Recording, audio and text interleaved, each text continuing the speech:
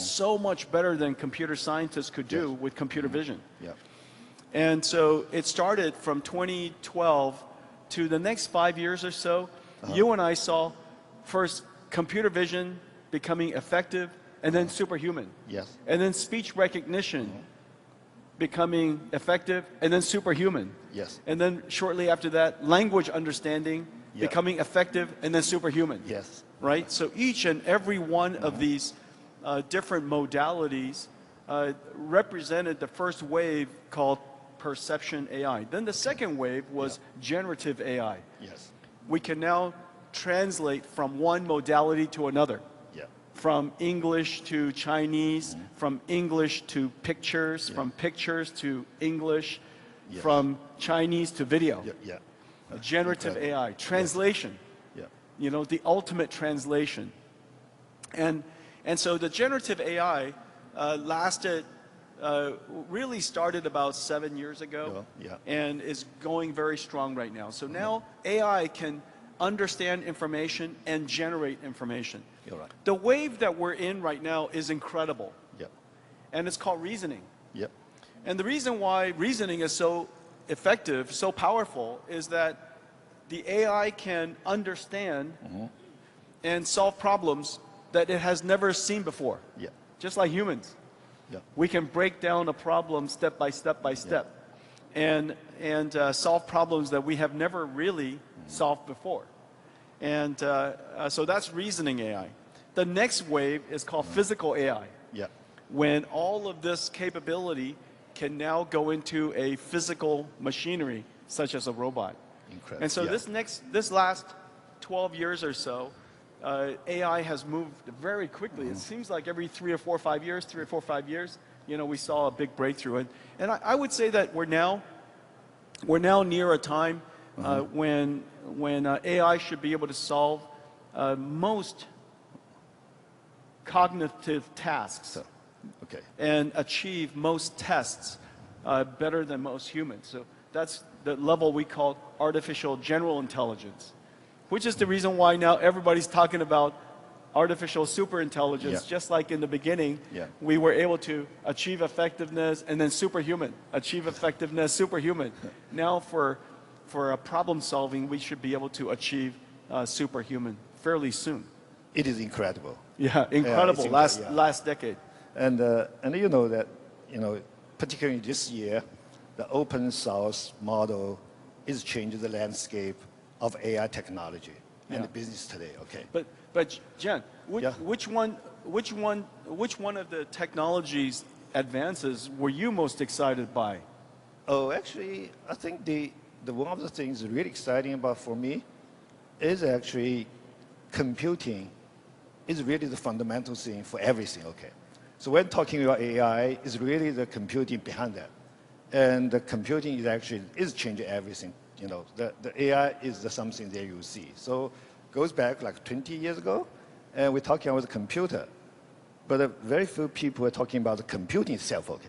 So they actually, rather we say computer is changing the world, but actually the computing behind the computer actually is changing the world. And the AI bring the computing to the next stage. Okay, so it is incredible in terms of technology. And even the way we're training the models is changing so fast, right? Yeah. The first decade was largely occupied by pre-training. Yes. So we collected a lot of data. Maybe we even used AI to prepare the data. Yeah. And we used pre-training, and then we used human reinforcement learning, right? Reinforcement learning, human feedback, which is kind of like a human coaching the AI. Yeah. We're human aligning the AI. And then now we're in this post-training era where the AI is thinking by itself and practicing, doing reinforcement learning, verifiable feedback, and right, so many synthetic data generation and taking tests by itself and learning how to reason. So it's incredible the amount of computation that's necessary now. Yeah, actually, I have a psychology background. And so for me, the AI is not really a simulation of the human intelligence. It's really an augmentation of the human intelligence, and even more. So for me, it's more like AI is to extend human creativity, and instead of just replacing human intelligence. Okay. Well, our car extended our human mobility. You're very right. Airplane extended our human mobility. Yeah. And now we have AI is going to extend our human intelligence. You're very right. It doesn't work the same way as our brain. You're very right. Okay. Right? It doesn't work the same as our brain, but it can perform tasks similar to what we can do. Yes. Yeah. Okay. So go back to this open source thing. Yeah. You know, it's also incredible, you know, moment for that. And you know that we have DeepSeek, and we have the Queen from the Alibaba Cloud, and there are only a few among them. Okay.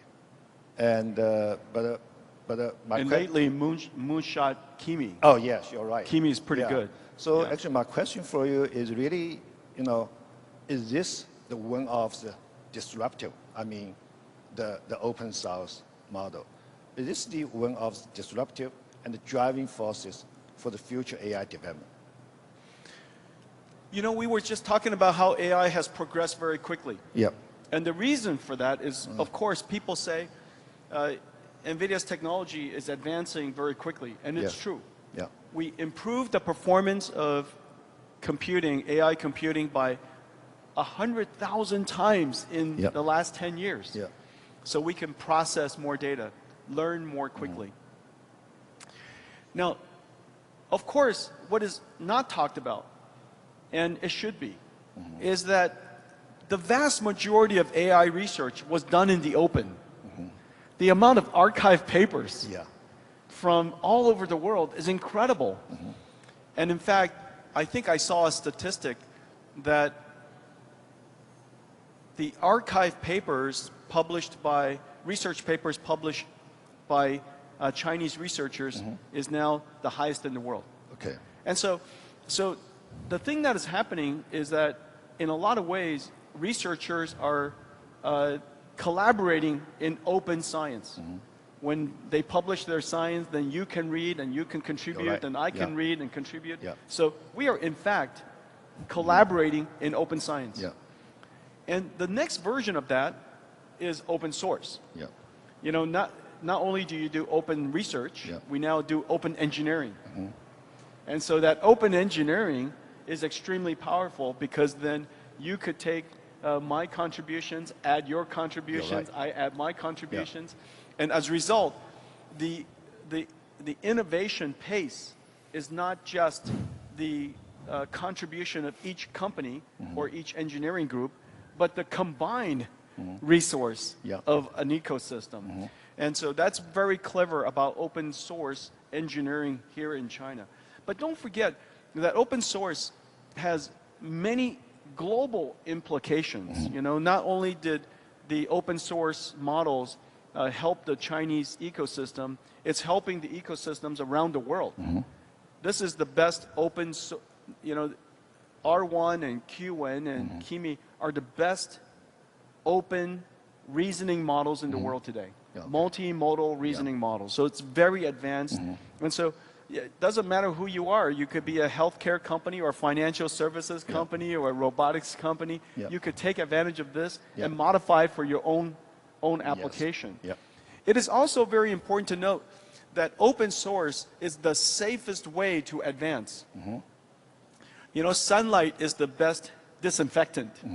And so when open source and all the open innovation, you invite global scientific scrutiny. And when you have global scientific scrutiny, the quality of the work goes up. If you look at the DeepSeek paper, it is incredibly well written. It is incredibly well written. It is absolutely, you know, A+ quality science and A+ quality engineering. And so they did it all completely openly, and it invited education and learning and sharing, as well as the benefit of many people scrutinizing it. So it's very good. Good for safety. Thank you. And by the way, both DeepSeek and the Queen are from Hangzhou, and I'm native of Hangzhou, and I'm very proud of the city. And you have my personal invitation to visit Hangzhou next time, your next trip, okay? Hangzhou is the may I dare say it's the Silicon Valley of China, is it? I would say, I would rather not say the Silicon Valley of China. It's the Hangzhou would be an innovation hub for the rest of the world, okay. All I said. It's very unique, okay. It's very unique. Again, you have a personal invitation to visit Hangzhou in your next trip. 会来，一定会来的。 Thank you. And you're talking about the open science, the open engineering. So in the GDC last year, and you said, okay, this is the first time in the human history, and we have opportunity to turn actually biology as an engineering instead of science. Okay, it is also incredible. So, what's the long-term impact of AI on the scientific discovery and technology innovation? So, AI will change the way for the scientists to do their research? Yeah, it's, you know, today we're only talking about AI for human. Yeah. AI for science is where we will make the greatest impact. Yeah. Now, remember, AI for human is relatively easier. And the reason for that is because humans created the human language. Yeah. And it is easy to use design tools. Yeah. You and I, we've been using design tools to make chips for a long time. Yeah. But the transistors were designed by us. Yeah. So that we could use tools to manipulate the transistors and the chip design. Yeah. But biology was created by nature. Yes. And so we have to use, in order to manipulate biology, first we have to understand it. And finally we have a new capability called artificial intelligence. And we can understand, learn and understand the meaning of proteins, the meaning of chemicals, the meaning of cells, and meaning of life, of course.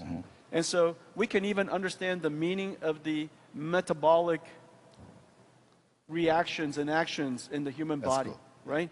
And so if we can use AI to first understand the structure and the meaning, then we can use AI to improve, to configure, to design drugs, and help people live longer. So it's a lot of opportunities for that. Big opportunity. Yeah. The other thing that we can use AI for is to emulate physics. You know, today we use physics equations to simulate very complicated interactions, like weather. You know, weather is cloud physics, high cloud physics, low cloud physics, atmospheric physics. We have ocean physics, ice physics, land physics. We have conduction. We have convection. You know, and so all of these different types of physics has to come together, right? Very, very small scale physics also to very large scale physics. We call it mesoscale physics. Yeah. And the time domain travels from probably in the case of physics from seconds to maybe multiple years. And so that range is very complicated for simulation to do. I see. But maybe we can teach an AI to help us predict that. And this is great. You know, AI is much, much faster at predicting than using physical simulations. Okay. And so I have every confidence that whether it's using AI to understand the laws of nature, or using AI to emulate the laws of nature, we could use AI to help us advance science. Very big deal. Yeah, it is an incredible. Truly, truly incredible. Yeah, truly incredible. So my next question probably is hard for you. I'm sorry to see that, you know, Jason. And you know that actually today's AI technology is heavily dependent on silicon technology. Okay, it's dependent on silicon. Okay, and you know, we're using the silicon to increase the computing power and get the gigantic memory space, and even, you know, this unbelievable communication bandwidth. Okay, it's all dependent on silicon. Okay, so my question for you is, you know, in the next 10 or 20 years, are we still being able to rely on the silicon for the advance of AI technology? Okay, yeah. You know, of course, silicon technology is already adding so many different elements. Yeah. You know, it's barely silicon, and so I think that we will continue to advance in those areas, several areas. the transistor will become three-dimensional. Yep. And we call it gate-all-around. Yep. So right now it's nanosheet. The next generation is called gate-all-around. And then after that, we will have transistors on top of transistors, stacking FinFETs.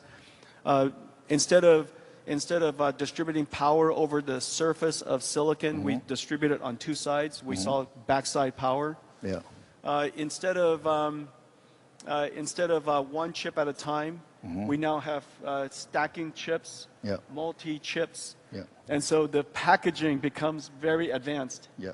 We call it CoWoS, right? NVIDIA was the first company to use CoWoS at a very large scale. And even in the future, the packages will not be this big, but the package will be entire panels. Okay. So the size of a chip could be the size of this table.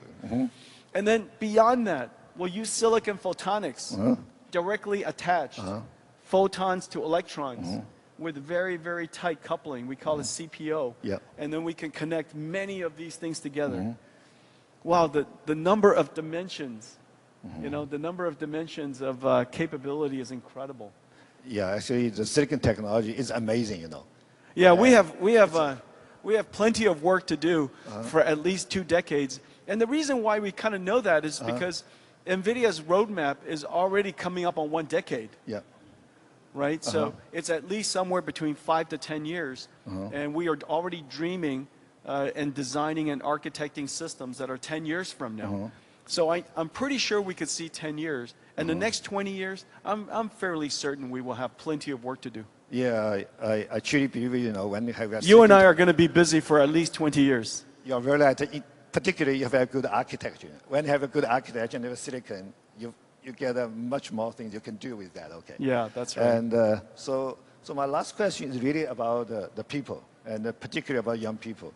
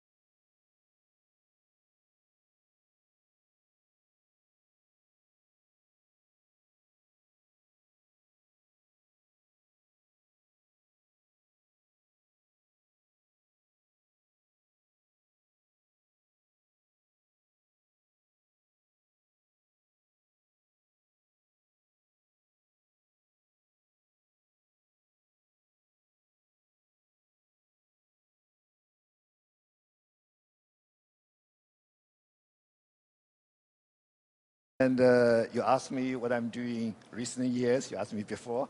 Computer very, very powerful, but it's very important to realize that it has become very easy to use because it understands how we interact, no matter how, right? Yeah. And if you don't know how to use the AI, you say to the AI, I don't know how to use AI. Teach me how to use AI. Okay.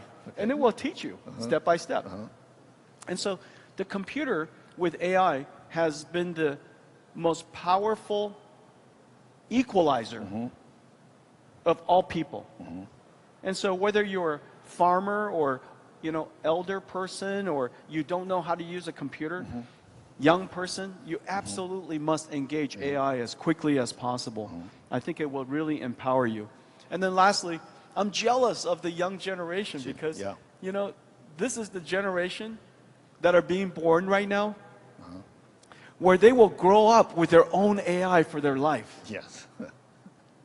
It's like having Star Wars R2-D2 grow up with you your whole life, and having this AI companion that remembered everything your whole life and was able to advise you and teach you and your whole life. It's just an amazing idea, and I'm jealous that I didn't have an AI that reminded me and helped me and remembered everything in my life since I was a child.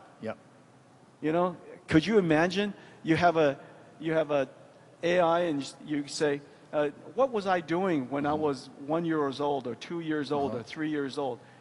Tell me about where I was and what were the things that I worked on and what were the things that I talked to you about. It would be, I'll remember that.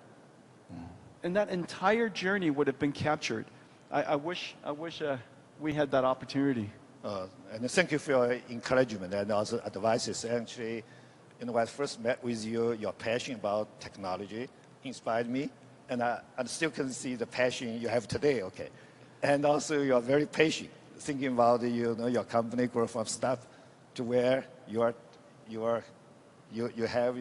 over the fortune market value. It's an incredible journey. So passion and patience is really important for the young people, and thank you for your advices for that. Thank you, and thank you for being such a good friend all these years, and I've enjoyed both of our careers, advancing together, and this is a once in a lifetime opportunity, really. And in fact, you could even say that this is a once in a generation opportunity, and AI will define the world the next century. And so this is a very important time, and I'm glad that there's so much interest, and quite frankly, I'm delighted to see so much advance here in China, so much expertise, so much advance, and let's continue to work together. And I look forward to having another sit-down chat in another 10 years and see where we are. You're very tight. So the best is yet to come. Okay. Yes. Okay. Yeah. Thank you. Thank you. Thank you. Thank you. Yeah. 想看最完整的新闻内容，记得下载 TVBS 新闻网 APP。